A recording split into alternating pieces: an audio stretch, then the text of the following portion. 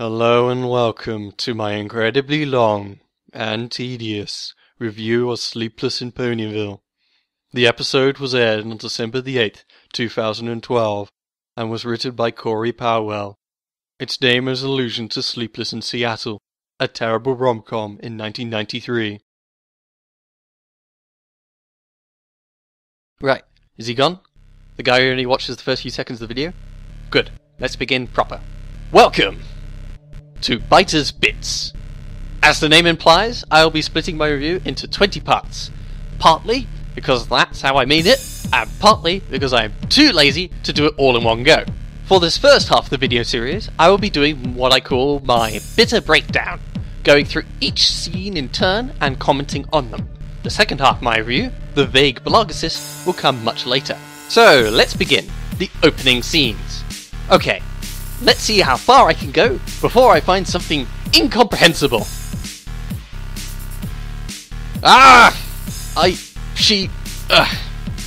Okay, I want you guys to imagine a little experiment with me. Get 2 of the largest coins in your local currency. Place them in your open palm. Now, we want to simulate her hoof. So for the sake of the experiment, you aren't allowed to separate your fingers. But, as we see in the cartoon, you are allowed to close your, hoof around the coins. Now, throw and catch them high into the air, from about chest height to just above your head. Well done! But that's not all. Now, you need to think of the fact that she was flying during this time. So either walk or jog or run and try to do this. Done that? Good. Now, there's one last thing we have to remember. She had her eyes closed the whole time. So now, try to do all that. And if any of you do try, please link me your videos doing so. I'll be amazed if anyone can actually do it. But wait, there's more! Why? Why the coins? Why is she throwing them? Why is she not looking where she's going, or at the coins? Why are we seeing this? What's the point? This opening coin toss adds nothing to the episode except confuse the hell out of me.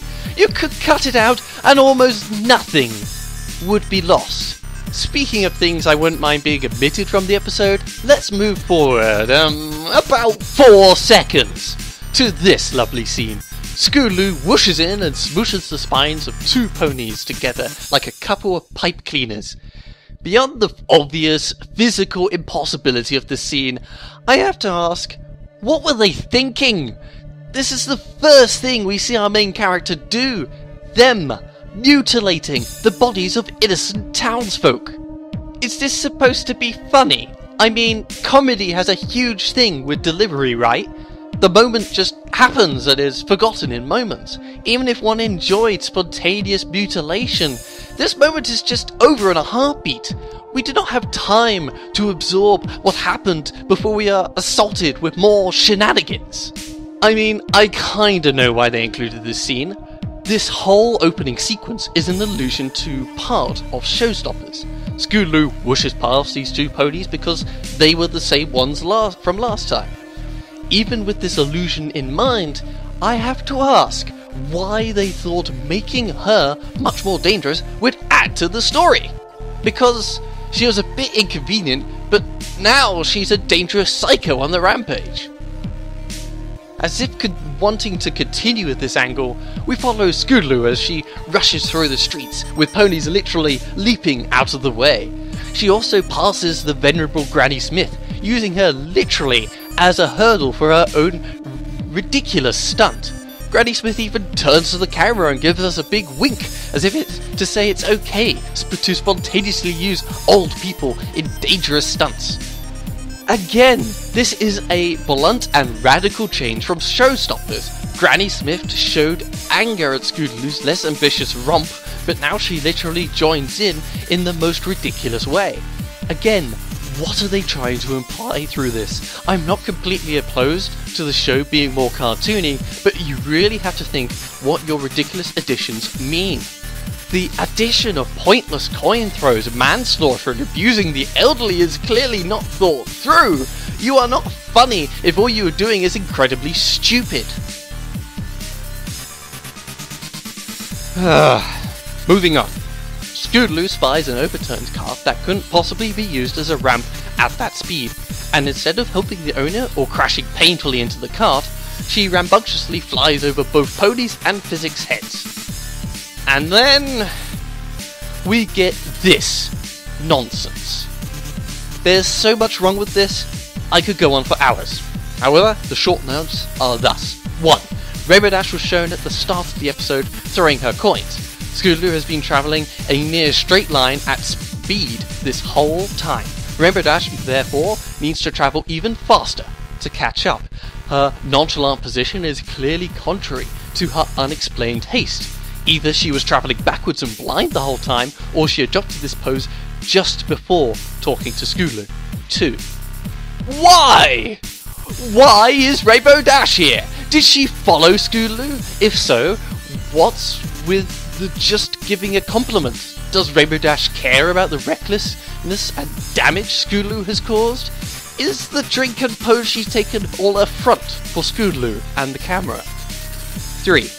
Are we really having this conversation here? In the sky? Mid-stunt? Scootaloo's ramp wasn't that big, and she's taking a parabolic arc that Rainbow Dash has to match. Doesn't it strike anybody else as odd that Rainbow Dash is here and now giving her feedback on Scootaloo's antics?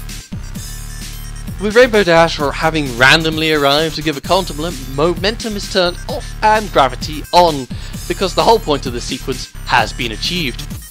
You see, Scootaloo luckily falls into a stack of hay, and her sentiments reflect perfectly the narrow-minded approach of the story. All the antics are just tangential fluff, like what and why doesn't matter, because the only point that mattered was that Rainbow Dash complimented Scootaloo. Which, in conclusion, makes this whole sequence a silly, stupid and disturbing padding segment. After the credits, Scootaloo clearly infers her passion about this compliment to her friends. The episode could have started at that point, and nothing of value would have been missed. Instead, they filled this time with stupid gimmicks to fill the air with noise. This was a show about friendship and people. Pointless, thoughtless action sequences that take time away from the story is a waste of time.